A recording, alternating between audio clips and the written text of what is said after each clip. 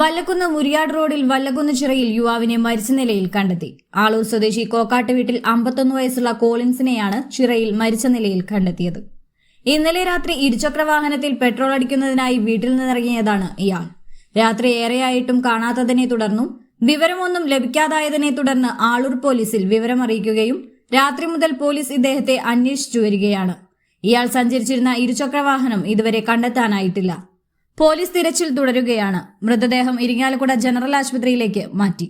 Aloor police മേൽനടപടി സ്വീകരിച്ചു വരുന്നു. മുൻ പഞ്ചായത്ത് പ്രസിഡന്റ് പോൾ കോക്കാട്ടിന്റെ മകനാണ്.